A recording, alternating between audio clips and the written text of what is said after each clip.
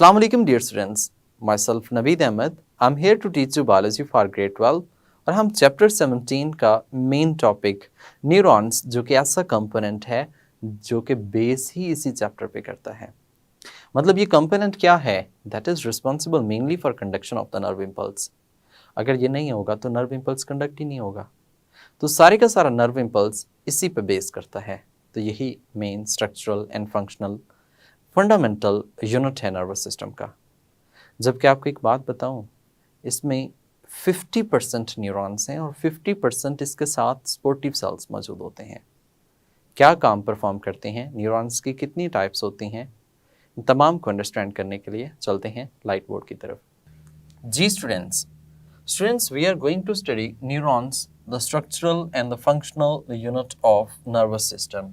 हम इसे डिफाइन करें तो हम ऐसे कह सकते हैं, स्ट्रक्चर के लिहाज से यानी कि बनावट कैसी है, एंड फंक्शन के लिहाज से structural and functional unit of nervous system is known as neurons. अब देखिए, नर्वस सिस्टम जो है ये तमाम जो है वो न्यूरॉन्स पर मुश्तमिल होता है, लेकिन हम ऐसे बात करते हैं कि जो नर्वस सिस्टम है इसमें बेसिक टाइप जो है वो दो तरह के सेल्स जो हैं वो इसमें एग्जिस्ट करते हैं।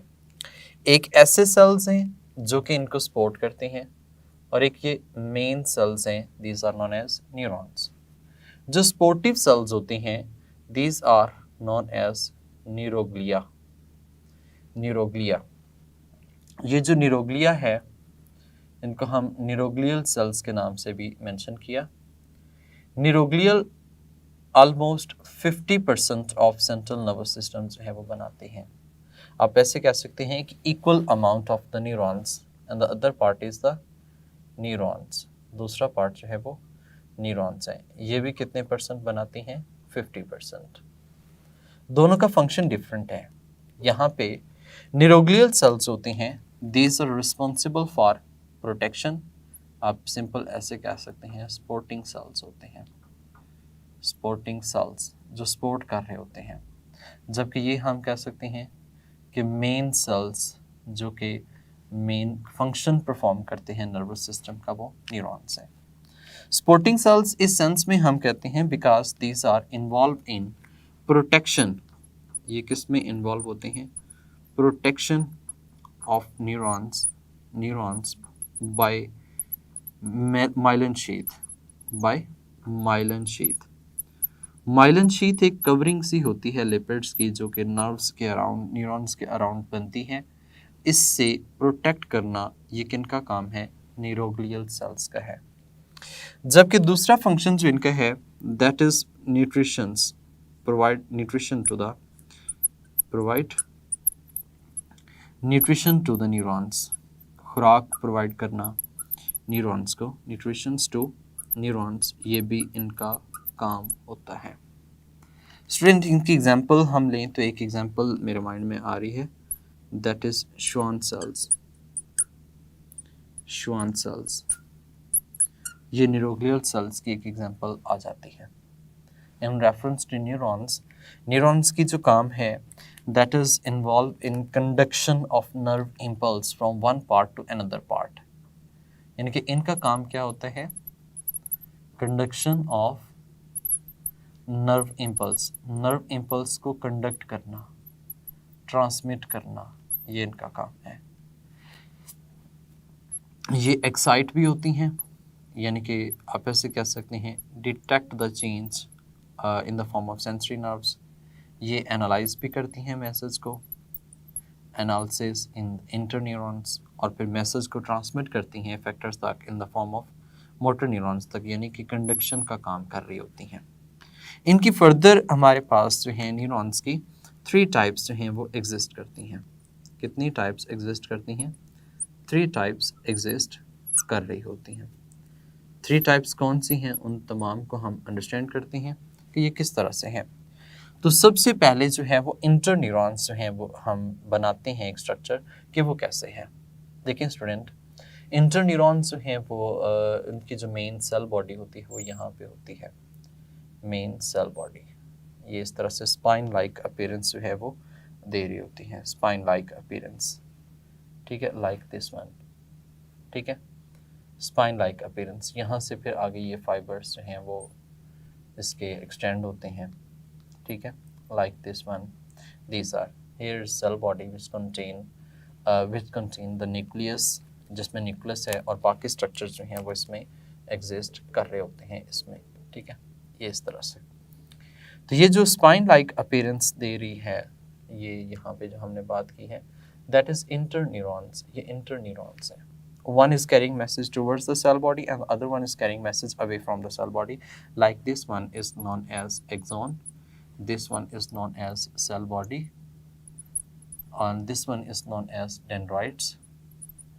ये dendrites हैं जो इसमें मौजूद हैं। ये तीन पार्ट हमने देखे हैं और ये किसकी टाइप है? इंटरन्यूरॉन्स एक टाइप, इंटरन्यूरॉन्स। इंटरन्यूरॉन्स का और भी नाम है, जैसे कि हम इनको रिले न्यूरॉन्स के नाम से भी मेंशन करते हैं। रिले न्यूरॉन्स क्योंकि ये दरमियान में मौजूद होती हैं, एक से मैसेज दूसरे में ट्रांसमिट करने में इन्वॉल्व होती हैं। इन्हीं की अपीयरेंस एक और तरह से भी है, लाइक दैट ये ट्री लाइक अपीयरेंस जो हैं वो भी देती हैं। जैसे कि यहाँ पे एक सेल बॉडी है, ठीक है, सेल बॉडी से नीचे जो है वो इसका एक्सॉन, एक्सॉन के बाद जो है वो यू नो दैट इसके जो फाइबर्स एक्सॉन एंडिंग्स हैं वो एग्जिस्ट करती हैं इस तरह से, ठीक है, एक्सॉन एंडिंग्स एग्जिस्ट करती हैं। ये सारा एक्सॉन फाइबर्स में आ जाता है, एक्सॉन एंडिंग्स इसमें इन्वॉल्व हैं। तो ये जो पार्ट है ये एक्सॉन एंडिंग्स का आ जाएगा, that is known as axon, ठीक है। और ये पार्ट जो है जिसमें सेल बॉडी मौजूद है, न्यूक्लियस मौजूद होता है, that is nucleus that is existing in it, due to which it is named as cell body, this is also nucleus. और ये भी पार्ट कौन सा है? सेल बॉडी का है, ये न्यूक्लियस है, इसके अंदर ये कंटेंट जो है, ठीक है। अच्छा, न्यूक्लियस के अराउंड साइटोप्लाज्म बाकी सब चीज़ें जो हैं वो मौजूद होती हैं। इसकी appearance I have told you that it is look like a tree like appearance, जैसे कि यहाँ पे ये इस तरह की अपीयरेंस जो है ये मेंशन करेगी, ठीक है। ये ट्री लाइक अपीयरेंस जो है वो इसमें आती है, that is towards the structure of this, ये स्ट्रक्चर की तरफ जो है वो मौजूद है। तो ये जो इस तरह से हमने कहा कि एक स्ट्रक्चर मौजूद हैं, these all the structure are known as dendrites, ये सारे स्ट्रक्चर जो हैं वो डेंड्राइट्स कहलाते हैं। तो ये सेल बॉडी, एक्सॉन, तो these both types are known as interneurons. इसको हम कहते हैं स्पाइनी लुक देती है, स्पाइनी लुक देगी, and that is going to give like tree like appearance. ये किस तरह की है? ट्री लाइक अपीयरेंस जो है वो देती है, appearance. And these relay neurons, intermediate neurons, are present in CNS only, central nervous system, जैसे कि brain और spinal cord में सिर्फ exist करती हैं, that did not exist in other parts of the body, दूसरे parts of the body में exist नहीं कर रही। अच्छा स्टूडेंट, इसके अलावा जो है नेक्स्ट टाइप में आ जाते हैं, that is known as motor neuron। वो किस तरह की होगी? मोटर न्यूरॉन है, मोटर न्यूरॉन। ये जो मोटर न्यूरॉन होती है इसमें प्रॉपर तरीके से एक सेल बॉडी एग्जिस्ट कर रही है, सेल बॉडी से आगे फिर डेंड्राइट्स अपीयर होते हैं, ये इसके एक्सॉन एंडिंग्स हैं, एक्सॉन एंडिंग्स के बाद ये एक्सॉन है और ये एक्सॉन एंडिंग्स बन जाती हैं, ठीक है। इस तरह से ये स्ट्रक्चर जो है वो इसमें मौजूद है।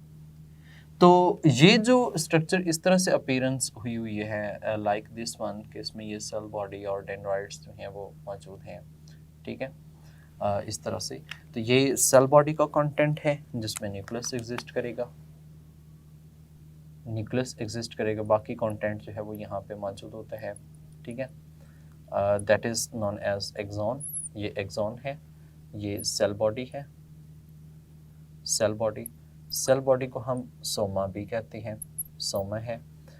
ये इसके इनसाइड जो है वो न्यूक्लियस एग्जिस्ट कर रहा है, ये सेल बॉडी है, ये जो अंदर स्ट्रक्चर मौजूद है दैट इज न्यूक्लियस। अब देखिए जो इसमें न्यूक्लियस है, न्यूक्लियस के अराउंड हमने यह कहा कि ये जो स्ट्रक्चर्स हैं these are known as dendrites, ये क्या कहलाती हैं? डेंड्राइट्स कहलाते हैं। तो ये पार्ट डेंड्राइट्स है, ये इसका न्यूक्लियस, सेल बॉडी, एक्सॉन, और ये जो है वो एक्सॉन एंडिंग कह सकते हैं, एक्सॉन एंडिंग्स इसमें मौजूद होती है। ठीक है, ये ओवरऑल स्ट्रक्चर जो है वो यहाँ पे मौजूद है। स्टूडेंट बाज़ का हम ये कहते हैं कि ये जो एक्सॉन होता है इस पर यहाँ पे सेल्स, स्पेसिफाइड सेल्स एग्जिस्ट करते हैं। ये जो सेल्स एग्जिस्ट करते हैं these are known as Schwann cells, इनको हमने शॉन सेल्स के नाम से मेंशन किया। अभी मैंने आपको बताया था कि जो शॉन सेल्स होते हैं दीज आर न्यूरोग्लियल सेल्स, ये न्यूरोग्लियल सेल्स होते हैं और ये स्पेसिफिक लिपिड्स प्रोड्यूस करते हैं, और ये लिपिड्स होते हैं वो इसको क्या कर लेता है, कवर कर लेता है, इसकी कवरिंग करने में इन्वॉल्व होता है। तो यहाँ पे इस तरह से ये भी है। ठीक है, ये शॉन सेल्स की प्रोडक्शन होती है जो ये कवरिंग लिपिड्स की एक के अराउंड जो है वो बना रहा होता है। दीज आर, ये इस तरह से लाइक दीज आर, ये शॉन सेल जो हैं वो इस पे एग्जिस्ट कर रहे हैं। ये जो कवरिंग सी है that covering is known as myelin sheath, इस कवरिंग को हमने माइलिन शीथ के नाम से मेंशन किया। तो माइलिन शीथ हम ऐसे कह सकते हैं that is made up of lipid, ये किससे बनी होती है, लिपिड्स से बनी होती है। और कवरिंग है ये शॉन सेल्स जो हैं ये न्यूरोग्लियल सेल्स हैं जो इसको क्या करते हैं, प्रोड्यूस करते हैं। और ये जो एम्प्टी स्पेसेस से बन जाती हैं लाइक दिस वन, ये जो स्ट्रक्चर यहाँ पे अपीयर हुआ है जहाँ पे ये शॉन सेल्स नहीं हैं, these are known as nodes of Ranvier, इनको हम नोड्स ऑफ रेनवियर के नाम से मेंशन करते हैं कि ये इस तरह का स्ट्रक्चर इसमें एग्जिस्ट करता है। तो जब नर्व इम्पल्स भी सम टाइम ऐसा होता है कि वो यहाँ से जंप कर रहा होता है, यानी कि one node to another node उसकी जंपिंग होती है। तो ये जो जंपिंग नर्व इम्पल्स होता है that is known as saltatory nerve impulse. तो इसको हमने साल्टेटरी नर्व इम्पल्स जो है वो भी मेंशन किया हुआ है, यानी कि जो एक नोड टू दूसरी नोड पे जंप करता है for to increase the speed, और इसका मेन रोल जो है वो क्या होता है, स्पीड ऑफ नर्व इम्पल्स को इंक्रीज करना, that is known as saltatory nerve impulse. ये साल्टेटरी नर्व इम्पल्स जो है ये भी एग्जिस्ट करेगा। अच्छा, one more thing you should understand here, that is that के ये जो न्यूरॉन डेंड्राइट्स होते हैं these carry message towards the cell body, जबकि एक्सॉन्स होती हैं these carry message away from the cell body, ये सेल बॉडी से दूर जो हैं वो मैसेज ट्रांसमिट करने में इन्वॉल्व होते हैं। लाइक दैट यहाँ पे हमने इस पोर्शन को एक्सॉन का नाम दिया तो इट्स कैरिंग अवे मैसेज, इसको डेंड्राइट का नाम दिया that is carrying message towards the cell body, ये सेल बॉडी की तरफ लेकर आएगा। Same as is dendrites message carry करेंगे टुवर्ड्स द सेल बॉडी, जबकि जो एक्सॉन्स होते हैं that will carry message away from the cell body. तो इस तरह से ये डिफरेंट साइटोप्लाज्मिक प्रोसेसेस होती हैं जो कि मैसेज को ट्रांसमिट कंडक्ट करने में इन्वॉल्व होते हैं। इसकी जो थर्ड टाइप है उसे हम सेंसरी न्यूरॉन कहते हैं, वो किस तरह से हैं और ये बाकी कंपोनेंट्स कैसे हैं इनको देखने के लिए चलते हैं नेक्स्ट लाइट बोर्ड की तरफ। स्टूडेंट्स, हम न्यूरॉन्स को डिस्कस कर रहे थे, न्यूरॉन्स की हमने 3 टाइप्स कही थी। अभी जो हम इसकी टाइप्स को डिस्कस कर रहे थे, थर्ड टाइप जो है वो है सेंसरी न्यूरॉन्स, यानी कि सेंसरी न्यूरॉन जो है वो इसकी थर्ड टाइप आती है, सेंसरी न्यूरॉन, ये इसकी तीसरी टाइप है। देखिए स्टूडेंट्स, यहाँ पे सेंसरी न्यूरॉन, इसमें फैक्ट ये है कि ये एक सेल बॉडी है इसमें, like this one, this is cell body यहाँ पे मौजूद है। अब जो सेल बॉडी यहाँ पे एग्जिस्ट कर रही है, मौजूद है, इसमें न्यूक्लियस मौजूद है, न्यूक्लियस एग्जिस्ट कर रहा है, न्यूक्लियस मौजूद है, और इसके सराउंडिंग जो है वो डिफरेंट पार्ट्स, यहाँ पे ये छोटे छोटे स्ट्रक्चर जो हैं वो एग्जिस्ट कर रहे हैं सेल बॉडी के। यहाँ से ही एक प्रोसेसेस अराइज हो रही हैं, ये प्रोसेसेस ऊपर की तरफ मूव कर रही हैं, काफ़ी ज़्यादा लेंथ थी, और फिर ये डाउनवर्ड मूव कर रही हैं इस तरह से, ऐसे। ठीक है, इस तरह का स्ट्रक्चर जो है वो इसमें बन रहा है। ठीक है, ये जो स्ट्रक्चर इस तरह से अपीयर हो गया यहाँ पे, तो ये एक पार्ट तो हमने कहा कि इस तरफ आ गया। ठीक है, one part like this one जो इस तरफ है, यहाँ पर स्पेसिफिक सेल्स एग्जिस्ट कर रहे हैं। ये सेल्स कंटेनिंग स्ट्रक्चर जो है वो यहाँ पे एग्जिस्ट करता है, लाइक दिस वन। ठीक है, that is known as receptor. इसको हमने रिसेप्टर के नाम से मेंशन किया। ये सेल्स जो हैं वो रिसेप्टर्स के सेल्स जो हैं वो यहाँ पे एग्जिस्ट कर रहे हैं। इन रिसेप्टर्स के साथ जो एंडिंग्स, नर्व एंडिंग्स मौजूद हैं और ये जो प्रोसेसेस एग्जिस्ट कर रही है, that is known as basically एक हम कह सकते हैं जंक्शन बनता है इनके साथ। ये फ्री नर्व एंडिंग्स किसी भी तरह से हैं इसमें यहाँ पे मौजूद हैं, तो ये मैसेज जो है वो इस तरफ लेकर आ रही है। That part is known as dendron. इस पार्ट को हम डेंड्रॉन कहते हैं। ये एक सिंगल स्ट्रक्चर मौजूद होता है और इसी तरह से यहाँ पे ये जो स्ट्रक्चर मौजूद होता है that is known as axon. इसको हमने एक्सॉन के नाम से मेंशन किया। And that is the main part जहाँ पे न्यूक्लियस मौजूद है, it is known as cell body. इसको हमने सेल बॉडी या फिर सोमा भी कहते हैं, सोमा सेल बॉडी। देखिए स्टूडेंट, डेंड्रॉन और एक्सॉन स्ट्रक्चर के लिहाज से तकरीबन एक दूसरे के साथ सिमिलर हैं, यानी कि इसका स्ट्रक्चर और इसका स्ट्रक्चर ऑलमोस्ट सिमिलर काउंट हो रहा है। लेकिन द डिफरेंस इज़ दैट जो डेंड्रॉन है that is carrying message towards the cell body. ये मैसेज किस तरफ मूव कर रहा है? Towards the cell body, cell body की तरफ लेकर आ रहा है। जहाँ पे एक्सॉन की बात करें तो axon is carrying message away from the cell body. ये सेल बॉडी से अवे, दूर जो है वो लेके जा रहा होता है। अच्छा, इनमें खासियत ये है कि डेंड्रॉन जो है it can also be myelinated. ये भी क्या हो सकता है? माइलिनेटेड हो सकता है with the help of myelin sheath. Myelin sheath इस पर भी हो सकती है, ये माइलिनेटेड हो सकता है। और सेम एज इट इज़ ये जो इसमें एक्सॉन है that can also be myelinated. ये भी कैसा हो सकता है? माइलिनेटेड हो सकता है। सेम ये भी, ये जो स्ट्रक्चर्स हैं, तो एक्सॉन भी माइलिनेटेड हो सकता है, डेंड्रॉन भी माइलिनेटेड हो सकता है।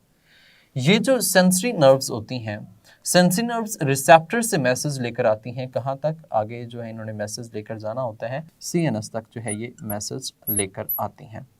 तो यानी कि इनका स्टार्ट जो होता है वो रिसेप्टर से सीएनएस तक जो मैसेज है वो सेंसरी न्यूरॉन्स का काम जो है वो मैसेज ट्रांसमिट करना होता है, सेंसरी न्यूरॉन्स। अब ये देखें जो इसमें एंटर हो रही हैं सीएनएस के अंदर, इसी बेस पे हम इनको एफरेंट न्यूरॉन्स के नाम से भी मेंशन कर रहे होते हैं। Afferent neurons because these are going to be enter into the CNS. ये सीएनएस में एंटर हो रही होती हैं। एंड यू नो दैट कि ये जो डेंड्रॉन होता है that is present in dorsal root of the spinal cord। ये dorsal root of spinal cord में मौजूद होता है, spinal cord में exist कर रहा है। ये जो होता है हम कहते हैं dorsal root के अंदर sensory ganglion part है, वहाँ तक ये मैसेज लेकर आता है और ये सिंगल होता है और हम कहते हैं that is long, ये lengthy है, सिंगल है, and that is carrying message towards the cell body, sensory ganglion in the dorsal root present of the spinal cord. This is known as dendron। जबकि एक पार्ट हम dendrite पढ़ते हैं। Dendrite जो होते हैं वो छोटे छोटे होते हैं और काफ़ी ज़्यादा अमाउंट में एग्जिस्ट कर रहे होते हैं। हम एक सेल बॉडी की बात करें ना, तो सेल बॉडी जो है वो एक सेल था, आप ऐसे कह सकते हैं। That was just only one cell. ये एक सेल है जो इस तरह से मौजूद है, वन सेल। इस सेल से साइटोप्लाज्मिक प्रोसेसेस अराइज होती हैं। वैसे तो जो मैंने प्रीवियसली ड्रॉ किया था वो यहाँ पे बारीक से ड्रॉ किए थे, लेकिन यहाँ पे मैं मोटे मोटे ड्रॉ कर रहा हूँ।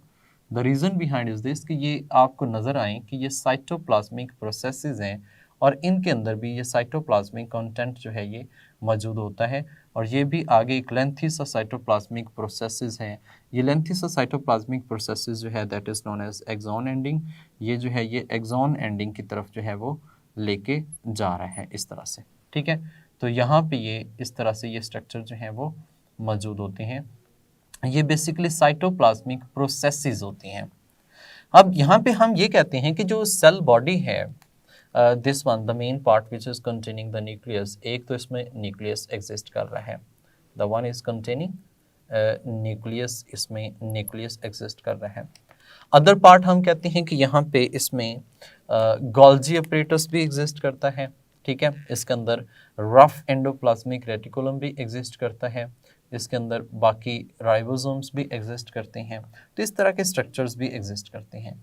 Let's suppose I am going to tell you this one के यहाँ पे एक स्ट्रक्चर मौजूद है जो कि किस पर मुश्तमिल है, रफ एंडोप्लाज्मिक रेटिकुलम, यानी कि RER प्लस में हम कह सकते हैं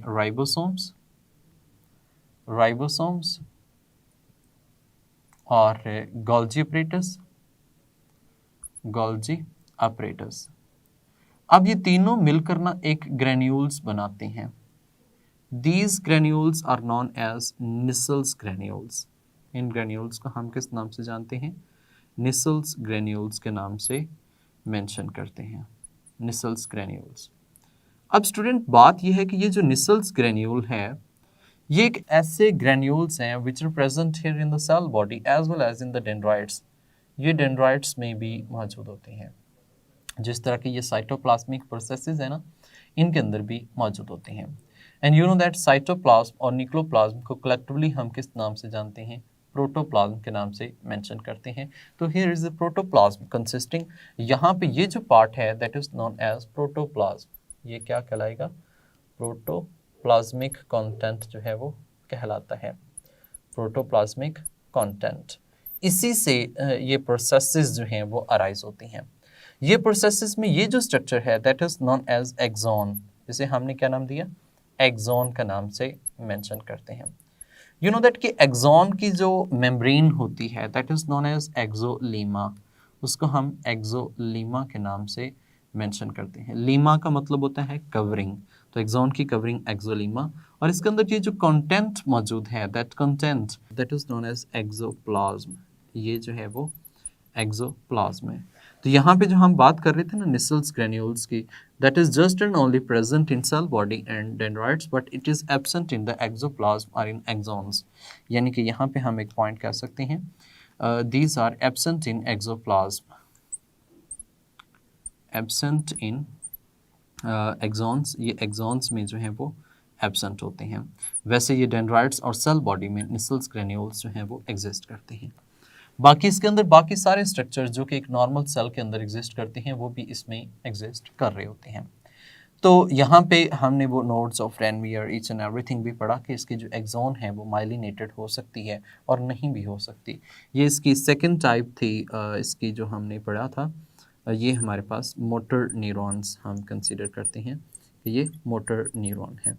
इसका भी एक और नाम है, जैसे कि उसका हमने एफरेंट का नाम दिया, that is leaving exiting from receptors CNS से निकल रही है, तो that is known as efferent neuron. तो हम इसको इफरेंट न्यूरॉन के नाम से भी मेंशन करते हैं। स्टूडेंट्स बात पता क्या है कि ये जाके मिलती हैं इफेक्टर के साथ। जैसे कि मैं यहाँ पे बात करूँ कि स्पेसिफाइड सेल्स मौजूद हों यहाँ पे, these cells existing here, ये जो यहाँ पे cells exist कर रहे हैं, these cells of muscles or glands, ये किसी muscles or glands के cells हो सकते हैं। Let's suppose कि it is a muscle, ये एक muscle cell है और muscle cell जो है ये एक क्या होता है, effector होता है। तो इसका जो काम है वो CNS, यहाँ से ये जो अराइज होगा कहाँ से होगा, CNS से। तो ये CNS से मैसेज कैरी करते हैं टूवर्ड्स द सेल बॉडी। जो message towards the cell body कर रहे हैं these are known as dendrites. उसको हमने डेंड्राइट्स का नाम दिया जो कि शॉर्ट एंड मैनी होते हैं, जबकि डेंड्रॉन जो है वो सिंगल एंड लॉन्ग होते हैं। तो यहाँ सेल बॉडी से message will move towards the effector, ये इफेक्टर की तरफ आएगा और इफेक्टर जो है ये मसल सेल्स हो सकते हैं। और यहाँ पे जो नर्व और मसल का जंक्शन बन रहा है, नर्व और मसल का जंक्शन बन रहा है, that junction is known as neuromuscular junction, neuromuscular junction, क्योंकि ये नर्व और मसल्स इन दोनों के दरमियान में जंक्शन बनते हैं। सो ऐसे जंक्शंस नर्व और मसल्स के दरमियान में जो होंगे न्यूरोमस्कुलर जंक्शंस कहलाते हैं। स्टूडेंट्स जब आप इस लॉन्ग क्वेश्चंस को अटेम्प्ट करने की कोशिश करते हैं, because it is a very important long question, तो इसमें आप सबसे पहले तो इंट्रो देते हैं, यानी कि इसको डिफ़ाइन करते हैं। डिफ़ाइन करने के बाद आप इसमें बताते हैं कि जी इसमें सेल्स कौन सी टाइप है, सेल टाइप कह सकते हैं। जो एग्जिस्ट करती है। एक हमने पढ़ी कि न्यूरॉन है और दूसरी जो है वो कौन सी है, न्यूरोग्लिया है। तो सेल टाइप कितनी टाइप्स के होते हैं, 2 टाइप्स के जो हैं वो इसमें एग्जिस्ट कर रहे हैं। सेल टाइप बताने के बाद आप न्यूरॉन्स की टाइप बताएं, किसकी टाइप बताएं, न्यूरॉन टाइप्स जो हैं वो मेंशन करना शुरू करें। न्यूरॉन टाइप्स के बाद आप इसमें न्यूरॉन टाइप्स आप जानते हैं कितनी टाइप्स की होती हैं, ये 3 टाइप्स की एग्जिस्ट करती हैं। न्यूरॉन टाइप्स के बाद आप इनके स्ट्रक्चर्स भी एक्सप्लेन करें, इनके नाम भी एक्सप्लेन करें, और उसके बाद फिर आप इसमें जो है वो स्ट्रक्चर की तरफ आ जाएं कि स्ट्रक्चर ये होता है। स्ट्रक्चर में हमने पॉइंट बात की है कि एक पार्ट जो होता है वो सेल बॉडी है, जो मेन न्यूट्रिशनल पार्ट होता है। इसकी 2 प्रोसेसेस, मेन 2 प्रोसेसेस होती हैं जो यहाँ से अराइज होती हैं। इन 2 प्रोसेसेस का नाम जो है वो आप जानते हैं, एक एक्सॉन है और दूसरा कौन सा है, डेंड्राइट है। डेंड्राइट जो है that is carrying message towards the cell body and the axon is carrying message to away from the cell body. 2 processes का बताएं। उसके बाद फिर आप इनके अंदर जो कंटेंट मौजूद है, जैसे एक्सॉन और डेंड्रॉन के अंदर किस तरह से है, सेल बॉडी का क्या रोल है, ये बताएंगे। इसी में आप जो पॉइंट है वो निसल्स ग्रेन्यूल्स का ये भी मेंशन करेंगे कि इसमें कोई एक पार्ट होता है निसल्स ग्रेन्यूल्स का, ये भी एक पार्ट जो है वो इसमें डिस्कस किया जाएगा। निसल्स ग्रेन्यूल्स का है, बाकी स्ट्रक्चर्स हैं वो भी यहाँ पे आप इसमें डिस्कस करते हैं। उसके बाद फिर आप इसमें ये भी बताते हैं कि ये जो एक्सोप्लाज्म है इसमें एक्सोलिमा है, इसके अंदर न्यूरोफाइबर यानी कि स्ट्रक्चर्स मौजूद होते हैं, कौन कौन से हैं, किस तरह से वो स्ट्रक्चर्स ज़रा यहाँ पे एक्सप्लेन करेंगे। नेक्स्ट आ जाता है कि इनके अंदर क्या डिवीजन होती है या नहीं होती। डिवीजन की हम बात करते हैं, डिवीजन एंड रिपेयर की बात कर लेते हैं, ठीक है। रीजनरेशन और रिपेयर की भी बात कर सकते हैं। अच्छा स्टूडेंट्स, कॉन्सेप्ट ये है कि अगर सिर्फ सेल बॉडी रह जाती है, अगर सिर्फ सेल बॉडी रह जाती है तो it can regenerate the dendrites and axons. मतलब कि हम ऐसे कह सकते हैं intact cell body, intact cell body ये जो होती है दिस कैन रीजनरेट, ये रीजनरेट कर सकती है किस चीज़ को, एक्सॉन्स एंड डेंड्राइट्स को, एक्सॉन प्लस डेंड्राइट्स को।